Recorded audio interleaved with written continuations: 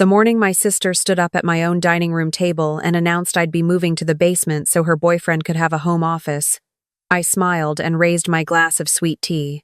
Everyone at that table, my mother, my Aunt Carol, my cousin Bridget, my sister's whole crew, they all watched me, waiting. Some of them looked relieved when I smiled, like they'd been bracing for a scene and I'd just given them permission to exhale. I said, "That sounds like something we can talk about." My sister beamed. Her boyfriend leaned back in his chair, already the king of a castle that didn't belong to him, and nobody at that table knew that 3 hours earlier, I had signed a 12-month corporate lease agreement that would hand my entire house over to a property management firm starting in 9 days. But I'm getting ahead of myself. Let me back up. I bought my house on Calderwood Lane 7 years ago, 6 months after my divorce was finalized. It was the first thing that was entirely mine.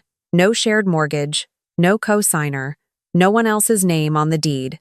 3 bedrooms, a finished basement, a yard with a Japanese maple I planted myself.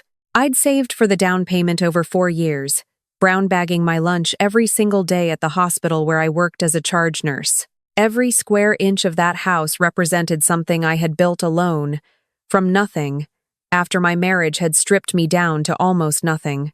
I was proud of it in the quiet way that people are proud of things they earned through real sacrifice, not loudly, not in a way that needed an audience.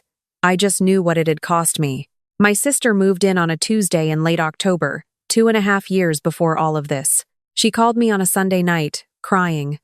She and her boyfriend had been renting an apartment across town, and the landlord had given them notice something about the building being sold and converted. She needed a place. Just for a few months, she said. Just until they got back on their feet. Her boyfriend was between jobs. He'd left his last position because, as my sister explained it, the environment had been toxic. My sister herself had recently gone part-time at the salon where she worked. Things were tight. I said yes because she was my sister, and because I believed her when she said a few months, and because the basement was finished and empty, and I had the space. I said yes, the same way I had said yes my whole life to people who looked at me and saw someone with room to spare. They moved in with 2 carloads of boxes, a sectional sofa that was too big for the basement and ended up in my living room, and a rescue dog named Titan, who had never been trained, and immediately claimed my couch as his territory. The first month was fine. My sister cooked twice a week and we'd eat together, catching up the way sisters do when they're suddenly sharing the same walls again. Her boyfriend, Marcus, was around constantly since he wasn't working, but he was quiet at least, mostly on his phone or playing video games in the basement on a setup that took up half the room. By the second month, the dynamic had shifted in that slow, barely noticeable way that boiling water shifts no single moment you can point to, just a gradual heat. The dishes in the sink started staying there longer, then overnight, then for 2 days. Marcus began leaving his shoes at the base of the stairs, his jacket on my kitchen chair, his protein powder containers lined up on my counter like he'd staked a claim to the space. My sister started having her friends over on weekday evenings, and I'd come home from a 12-hour shift to find 4 people I barely knew drinking wine in my living room, Titan having knocked over my favorite lamp at some point during the afternoon. I said something once, gently, about the lamp. My sister apologized and replaced it with one from Target that was not remotely similar and cost $11. She seemed to feel that squared things. The few months became 6 months. 6 became 12. I stopped asking about their timeline because every time I approached the subject, my sister's eyes would go glassy with a kind of preemptive hurt, the look that said, "I can't believe you're making me feel unwelcome," and I would back down. I'd watched my mother do that same thing to my father for 30 years, this precise emotional maneuver, and I'd somehow never learned to hold my ground against it.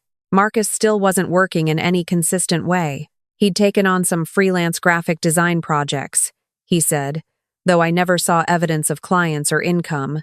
My sister had gone back to full-time at the salon. But between Titan's vet bills and Marcus's car payment and whatever else absorbed their money, they weren't contributing to the household. I had stopped mentioning it. I had stopped mentioning a lot of things. What I did instead was start noticing. I noticed how Marcus referred to the living room as our living room when talking to his friends on the phone, I noticed the way my sister rearranged the kitchen cabinets one afternoon without asking, and then seemed genuinely confused when I mentioned it bothered me. I noticed that the spare bedroom mine, the one across from the primary, the one I used as a reading room, and kept a pull-out sofa in for actual guests, had become a storage room for their overflow boxes. At some point, Marcus's drum kit had appeared in there. A drum kit. I noticed that when my mother visited, she talked to my sister about the house in a way that treated it as a shared family space. "You girls should repaint the hallway," she said once, standing in my hallway, not asking me, just suggesting, as though the walls belonged to whoever occupied them. I let it go. I let most things go. The second year bled into the third. My sister got pregnant not planned, she said, but she seemed happy about it. Marcus proposed with a ring he'd picked out on a payment plan, and my sister floated around the house for 2 weeks, showing everyone photos of the ring, as though she had personally won something. I was happy for her. I want to be clear about that, genuinely happy. The way you can be happy for someone and also be exhausted by them at the same time. I threw her an engagement dinner. I bought the cake. I drove her to her OB appointments when Marcus was unavailable, which was frequently. About a month into the pregnancy, my sister asked if they could have the primary bedroom. She sat across from me at the kitchen table, my kitchen table, and explained it very practically. The basement stairs were getting harder with the pregnancy. The basement bedroom wasn't really suitable for a newborn. My bedroom was larger, had an ensuite bathroom, and was closer to the main floor. It made sense, she said. The logistics just made sense. I sat there for a moment. I thought about the 7 years it had taken me to build a life where I had a primary bedroom with an ensuite bathroom. I thought about every choice I had made, every sacrifice, every skipped vacation and packed lunch. I thought about the morning I walked through this house alone with the realtor and stood in that bedroom doorway and felt, for the first time in years, like I was standing somewhere that could hold me. I said, "Let me think about it," which she interpreted as yes. 2 weeks later, I came home to find that my clothes had been moved to the closet in the reading room carefully, neatly, which was somehow worse than if it had been careless, and that my sister had hung curtains in my bedroom. Sheer white curtains with little tassels. Over my windows. I moved my clothes back. I didn't say anything beyond that. My sister cried. Marcus looked at me with an expression that I can only describe as contempt, thinly veiled as disappointment. My mother called that evening to say, gently, that I needed to be patient, that pregnancy was hard, that my sister needed support right now. I said, "I understand." What I understood, standing at my kitchen counter with the phone pressed to my ear, was that this was not going to stop, that the nature of the thing I had let grow in my house was that it only expanded, that every concession I made was simply redrawn as the new baseline, and from there, the ask would only get larger. I started making different kinds of plans, not out of anger, or not only out of anger, mostly out of a quiet and clear-eyed understanding that I had a decision to make about my own life. I could keep giving ground I did not want to give, or I could do something different. I didn't talk to anyone about it, not my mother, not my closest friend Dana, not my therapist, whom I had started seeing 6 months earlier specifically to help me understand why I kept saying yes to things I meant to say no to. I didn't talk about it because I had learned, the hard way, that talking about a plan too early gives other people the opportunity to talk you out of it. And I knew myself well enough to know I was still susceptible to that. So I just started researching. I looked into what it would take to rent my house through a corporate housing company, the kind that places traveling medical professionals, executives on temporary assignment, that sort of thing. The demand in my area was strong. The hospital district had been expanding for 3 years, and the company I eventually contacted, Meridian Corporate Stays, had a waiting list for furnished properties in my zip code. They handled everything, screening, maintenance. The monthly payment came directly to me. 12-month minimum. They needed the property fully vacant and professionally cleaned before the move-in date. I found an apartment 8 minutes away, a 2-bedroom on the 3rd floor of a complex I'd driven past 100 times. Good management, quiet building, covered parking. The lease was available starting the same month. I lined everything up over the course of about 6 weeks. Quietly, methodically. The way I had learned to do things that mattered to me with no audience and no announcement until the moment there was nothing left to argue about.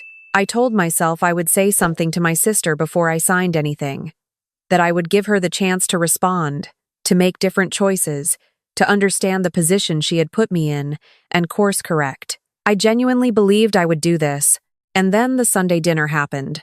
It was the second Sunday in March, and I had cooked a full pot roast, homemade rolls, the works, because my mother was coming and my Aunt Carol and my cousin Bridget were in town visiting. I had spent most of the afternoon in the kitchen. Titan had eaten half a roll off the counter and knocked over the butter dish, and Marcus had watched this happen from the living room without moving, and I had cleaned it up without saying anything. We sat down to eat 8 of us around the table. I'd refinished myself 2 summers ago, and it was a nice dinner for the first hour. The kind of dinner where you remember why family matters, where the conversation is easy and the food is good and you feel, temporarily, like everything is fine. Then my sister set down her fork and said she had an announcement. Everyone looked at her. She had the table's attention the way she'd always had room's attention. She knew how to hold space, how to make a moment feel like a ceremony. She said that with the baby coming, they'd been doing a lot of thinking about space, about what the baby would need, about the future. She said Marcus had been building his freelance business. She gestured at Marcus, who nodded with the gravity of someone accepting an award, and that he needed a proper workspace, a dedicated office, real infrastructure. She looked around the table. She smiled the smile I'd watched her use since we were teenagers, the one that preemptively framed whatever she was about to say as reasonable, as obvious, as something only an unreasonable person would object to. She said it made the most sense, given everything, for me to move to the basement so Marcus could use the upstairs room as his home office. There it was. Not a question. An announcement, made in front of my mother, my aunt, my cousin, as though the audience were the point, as though the witnesses made it official, made it a fait accompli before I'd had any chance to respond privately. My mother looked at me with that expression I knew so well, the one that said, "Please don't cause a scene." My Aunt Carol had gone very still. My cousin Bridget was studying her plate. My sister waited. I picked up my glass of sweet tea. I took a sip. I looked at my sister across my table, in my dining room, in the house I had bought and paid for, and poured every quiet year of my rebuilt life into. I smiled. I said, "That sounds like something we can talk about." My sister's shoulders dropped half an inch with relief. Marcus nodded, already done with the conversation. My mother visibly relaxed. The table resumed, and I thought about the 12-month lease agreement sitting in my email inbox, signed and countersigned, and the move-in date 9 days away, and the apartment keys I was picking up on Thursday. I thought about how my sister had just announced, in front of witnesses, that she planned to take my bedroom and give me the basement in a house she had never contributed a single dollar toward, and how she had done it with the confidence of someone who had never once been told no by me. That was going to change. I did not sleep well that night. Not because I was second-guessing myself. I had passed the point of second-guessing weeks ago. I didn't sleep because I was running through logistics, details, the precise sequence of what needed to happen, and when. I was a charge nurse. I planned for contingencies for a living. When things mattered, I got organized. Monday morning, I called Meridian and confirmed the move-in date and the cleaning crew schedule. Monday afternoon, I called my apartment complex and confirmed Thursday's key pickup. Monday evening, I sat down and wrote a letter. I had thought about this letter more than anything else. I wanted it to be clear and calm. I did not want it to be a weapon. I wanted it to be an explanation. The kind of explanation I had given in my head 100 times in the past 2 years and never actually said out loud. I wrote about what I had offered and what had happened to that offer over time. I wrote about the curtains on my windows. I wrote about what the primary bedroom had meant to me and what it had felt like to come home and find my clothes moved. I wrote about Sunday night's announcement and what it had told me, finally and without ambiguity, about where things stood. I wrote that I had made arrangements, that the house would be occupied by a corporate tenant starting in 9 days, that I needed them to be fully moved out within that window, that I had already spoken to a tenants' rights attorney. I had, briefly, just to understand the landscape, and that given their informal residency arrangement and the absence of any lease agreement between us, the legal timeline supported what I was asking. I ended the letter by saying I loved my sister, that I hoped, with time and distance, we might find our way back to something better. That I was not doing this to hurt her, I was doing it because I had finally understood that the only way to stop giving away pieces of myself was to stop standing close enough for them to be taken. I printed 2 copies and put them in envelopes. I gave my sister hers on Tuesday morning before I left for work. I set it on the kitchen counter next to her coffee mug. I didn't wait for her to open it. I picked up my bag and my travel mug, and I went to work. My phone began ringing at 8:47 a.m. My sister first. I let it go to voicemail. Then Marcus, whose contact in my phone was simply Marcus, I let that go too. Then my mother, and I knew from the speed of the calls that my sister had called her the moment she'd read the letter. My mother left a voicemail that was equal parts grief and accusation, the way her voicemails usually were when I had done something she didn't expect from me. She said she couldn't believe I would do this to my sister when she was pregnant. She said we were family. She said I needed to call her back immediately. I listened to the voicemail during my lunch break, sitting in the break room with my sandwich, and I felt the familiar pull, that deep, old pull toward making the discomfort stop, toward picking up the phone and saying, "You're right. I'm sorry. I overreacted. We'll figure something out." I had answered that pull my entire life. I understood it completely. I finished my sandwich. I did not call back. When I got home that evening, Marcus was in the kitchen. He had the letter on the table, and his arms crossed, and the expression of a man who had decided in advance that he was the aggrieved party in this situation. He said a lot of things. That I was cold, that this was no way to treat family, that I had given them no warning, no time to plan, that a pregnant woman couldn't just be thrown out of her home. I said, "This isn't her home. It's mine." That landed in a way that I could see physically move through him. I told him calmly that the letter outlined everything they needed to know. That 9 days was enough time to secure transitional housing. I had already looked into short-term rental options in the area and written those down on a separate sheet inside the envelope. That I was not going to negotiate the timeline. That I needed them out before the corporate tenant's move-in date. He asked what he was supposed to do. I said, "Find a place to live, the way most people do." My sister didn't come home until late that night.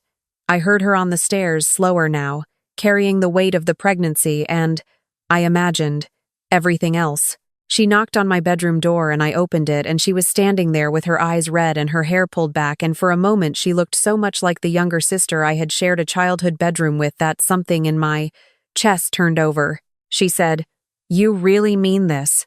I said, "I really mean this." She asked me how I could do this. She said she had nowhere to go. She said the baby was coming in 4 months and I was putting her out on the street. I told her, gently and precisely, that she was not going on the street, that she had 4 months before the baby arrived and 9 days to find somewhere to live. That Marcus's parents owned a 3-bedroom house 20 minutes away where he had grown up, and that I had every reason to believe they would welcome their son and his pregnant fiancée without hesitation, that our mother had a 2-bedroom condo with a spare room, that there were options. There had always been options. She had simply chosen this one because it was the easiest one, and I had let her, and I was not going to let her anymore. She looked at me for a long time. Then she said, "I don't know who you became." I said, "I think I became myself." She cried. I let her cry. I did not take it back. The next 9 days were uncomfortable in the precise way I had expected them to be. My sister moved through the house with a grief that felt performative at moments and completely genuine at others, and I held both of those things at once because I understood that something can be manipulative and also real at the same time, and that understanding it doesn't change what you have to do. Marcus packed with the energy of a man who wanted me to witness his displeasure at every moment. Titan knocked over the lamp again, the $11 replacement, and I just left it on the floor. My mother came over twice.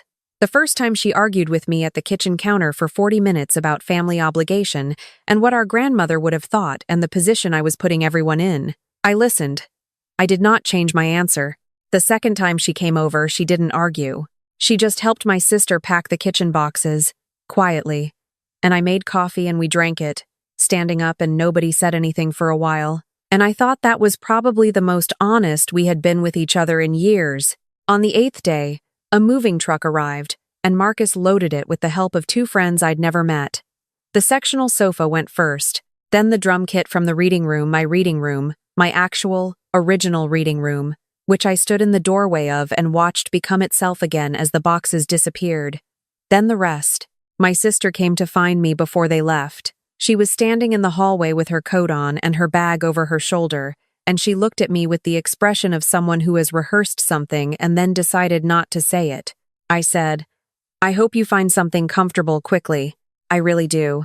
She said, "I know you do." And then, after a pause, "I didn't think you'd ever actually do it." I said, "Neither did I, for a long time." She left. I heard the moving truck pull away from the curb. I heard the silence settle back into the house, not the absence of noise, but the presence of space. The particular quality of air in rooms where you are the only person and the only decision-maker, where nothing requires your management, or your apology, or your accommodation. I walked through every room. I stood in the doorway of the primary bedroom. The sheer white curtains with the tassels were gone. My sister had taken them down herself, a small and oddly careful gesture. The late afternoon light came through the bare windows, the way I remembered it coming through when I first stood in this room 7 years ago with the realtor, when I had looked at the afternoon light and thought, I could stay here. I could build something here that holds. I sat down on the bed. The Meridian cleaning crew was coming in the morning. The corporate tenant, a physician doing a 12-month fellowship at the hospital district, moved in 6 days later. I had already set up my new apartment, had carried my own boxes up 3 flights of stairs over 2 evenings after long shifts, had arranged my furniture in the order I wanted without asking anyone's opinion or accommodating anyone's drum kit. The apartment was smaller than my house. The Japanese maple was still in the yard on Calderwood Lane, going about its business. I found, to my surprise, that I didn't miss the house the way I thought I would, or maybe I missed it differently than I'd expected. I missed what it had meant when I bought it, before it became something I was constantly defending. The thing I'd held onto for so long had already changed in my hands without my permission. What I'd gotten back, finally, was the feeling it had once given me, the specific and hard-won feeling of being the only person responsible for my own square footage. My therapist asked me, at my next appointment, how I felt. I said I felt like someone who had been carrying something very heavy for a very long time and had set it down. She asked if I felt guilty. I thought about it honestly. I said that I felt sad about some of it, the version of my sister I still loved, the relationship we might have had if things had gone differently. I said I probably would carry that for a while, but guilty implied I had done something wrong, and I had gone back over every moment, every decision, every point at which I could have changed course. And what I found was not a story of cruelty. What I found was a story of someone who had been slowly replaced in her own life, and had finally, at the last possible moment, chosen herself. I said, "I don't think I feel guilty. I think I feel clear." My sister texted me 6 weeks later. She and Marcus had moved into his parents' house and were saving for a deposit on an apartment of their own. She was doing well. The baby, a girl, she said, was due in July. She didn't apologize. I hadn't expected her to. She asked if we could get coffee sometime. I said yes. "We haven't gone yet." "We will. Eventually, I believe that. Some things take time to cool enough to touch, but I know that when we do go, I will sit across from her as someone different than the person she has always known me to be. Not harder, not colder, just someone with a clear understanding of what I will and will not carry. I think she knows that too. I think that's why she texted. I pour my coffee in the morning in my apartment kitchen, which is mine, where every cabinet is arranged the way I want it, and the counter is clean, and there is nothing on it that I did not put there. I sit by the window with the good morning light, and I drink my coffee in silence. For the first time in a long time, the silence belongs to me.